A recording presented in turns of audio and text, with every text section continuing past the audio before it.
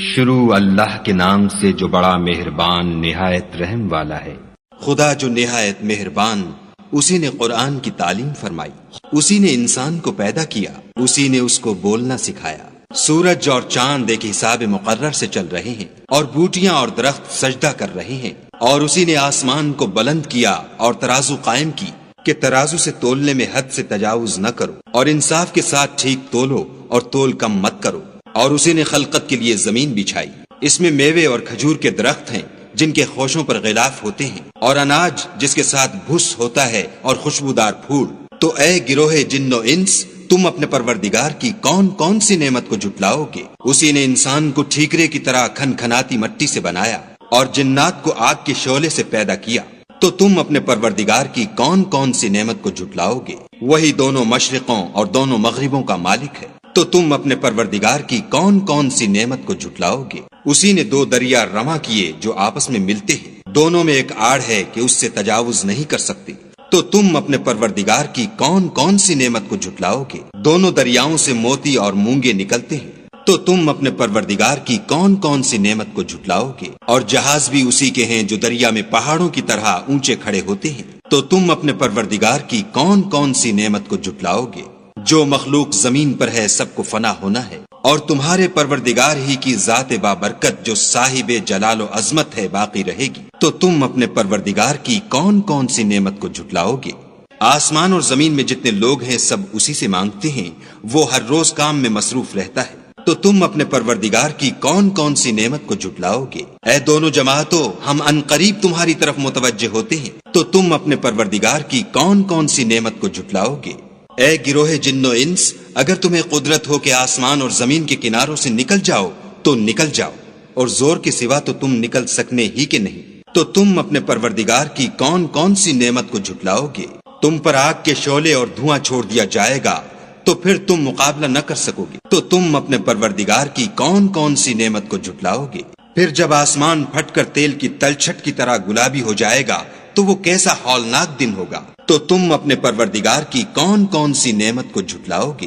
اس روز نہ تو کسی انسان سے اس کے گناہوں کے بارے میں پرسش کی جائے گی اور نہ کسی جن سے۔ تو تم اپنے پروردگار کی کون کون سی نعمت کو جھٹلاؤ گے؟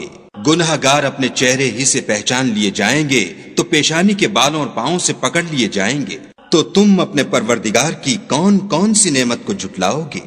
یہی وہ جہنم ہے جسے گناہ گار لوگ جھٹلاتے تھے، وہ دوزخ اور کھولتے ہوئے گرم پانی کے درمیان گھومتے پھریں گے۔ تو تم اپنے پروردگار کی کون کون سی نعمت کو جھٹلاؤ گے؟ اور جو شخص اپنے پروردگار کے سامنے کھڑے ہونے سے ڈرا اس کے لیے دو باغ ہیں۔ تو تم اپنے پروردگار کی کون کون سی نعمت کو جھٹلاؤ گے؟ ان دونوں میں بہت سی شاخیں یعنی قسم قسم کے میووں کے درخت ہیں۔ تو تم اپنے پروردگار کی کون کون سی نعمت کو جھٹلاؤ گے؟ ان میں دو چشمے بہ رہے ہیں۔ تو تم اپنے پروردگار کی کون کون سی نعمت کو جھٹلاؤ گے؟ ان میں سب میوے دو دو قسم کے ہیں۔ تو تم اپنے پروردگار کی کون کون سی نعمت کو جھٹلاؤ گے؟ اہل جنت ایسے بچھونوں پر جن کے استر اطلس کے ہیں تکیا لگائے ہوئے ہوں گے، اور دونوں باغوں کے میوے قریب جھک رہے ہیں۔ تو تم اپنے پروردگار کی کون کون سی نعمت کو جھٹلاؤ گے؟ ان میں نیچی نگاہ والی عورتیں ہیں جن کو اہل جنت سے پہلے نہ کسی انسان نے ہاتھ لگایا اور نہ کسی جن نے۔ تو تم اپنے پروردگار کی کون کون سی نعمت کو جھٹلاؤ گے؟ گویا وہ یاقوت اور مرجان ہیں۔ تو تم اپنے پروردگار کی کون کون سی نعمت کو جھٹلاؤ گے؟ نیکی کا بدلہ نیکی کے سوا کچھ نہیں ہے۔ تو تم اپنے پروردگار کی کون کون سی نعمت کو جھٹلاؤ گے؟ اور ان باغوں کے علاوہ دو باغ اور ہیں۔ تو تم اپنے پروردگار کی کون کون سی نعمت کو جھٹلاؤ گے؟ دونوں خوب گہرے سبز۔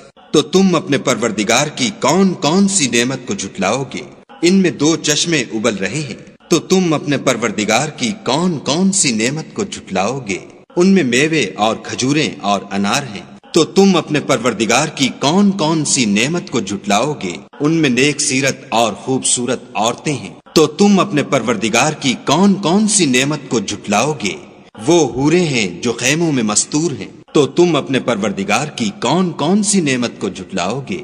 ان کو اہل جنت سے پہلے نہ کسی انسان نے ہاتھ لگایا اور نہ کسی جن نے۔